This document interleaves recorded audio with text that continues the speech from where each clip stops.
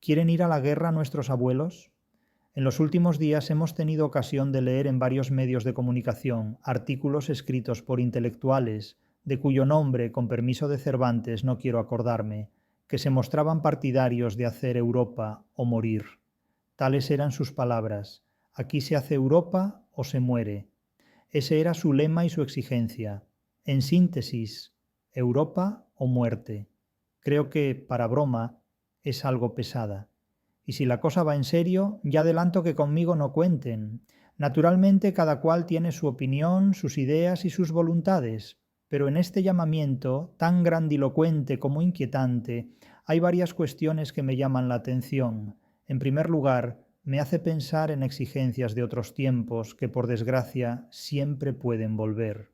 Tiempos en los que alguna autoridad militar gritaba «¡Viva la muerte!» o «¡Mueran los intelectuales!». Sabemos a qué me refiero.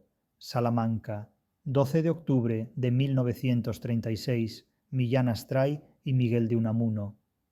Lo sorprendente es que hoy quienes parecen parafrasear esas palabras no son militares, sino intelectuales. Dicho de otro modo, no están en el oficio de Millán Astray, sino en el de Miguel de Unamuno. Curioso cambio. En segundo lugar, quienes afirman eso de Europa o muerte, que suena parecido a patria o muerte, son sexagenarios o más. Su edad es la edad que corresponde a venerables y respetables abuelos. ¿Quieren ir a la guerra nuestros abuelos? ¿Quieren tal vez nuestros abuelos enviar a la guerra a sus nietos? ¿También a sus nietas? No logro identificar a estos abuelos con mis abuelos, ni con los abuelos de mi generación, que vivieron en carne propia guerras y posguerras terribles, y sabían muy bien lo que significaba la palabra guerra, y la realidad que entraña una guerra y su posguerra.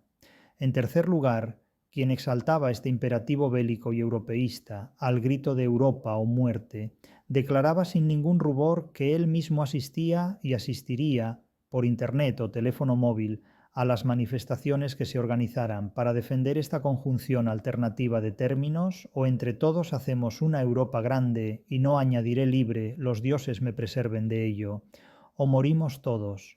Supongo que espera que todos vayamos a la guerra también por internet o teléfono móvil.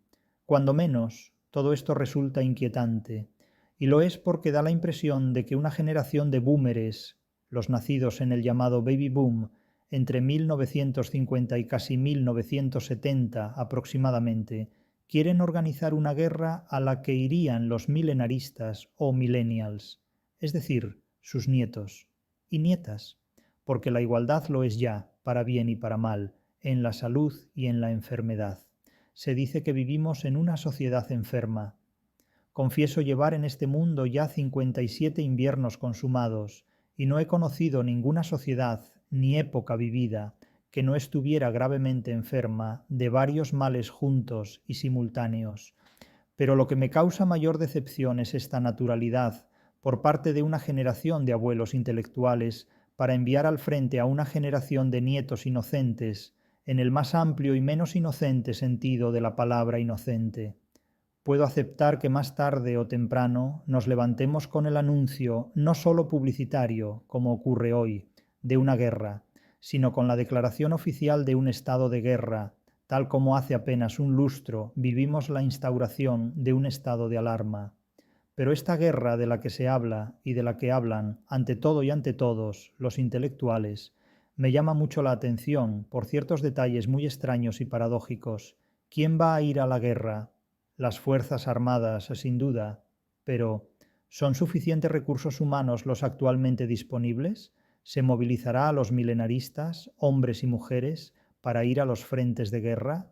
¿Pueden jóvenes que apenas salen de su casa para pasear el perrito y consultar el móvil gestionar obediente y eficazmente una maquinaria militar? ¿Una generación de búmeres educados en el pacifismo va a enviar a la guerra a una generación de milenaristas pacificados hasta la médula? ¿Cómo puede hacer la guerra alguien a quien deprime ver su examen corregido con bolígrafo rojo? En condiciones sociales de este tipo, una guerra es imposible.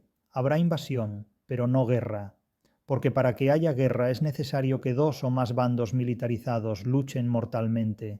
Y por nuestra parte, no veo a los gozjes empuñando las armas, ni defendiendo ningún territorio geográfico, como tampoco veo a sus dueños hacerlo. No nos equivoquemos. Cualquier potencia militar que se atreva puede tomar Europa en cuestión de días, y le sobra tiempo.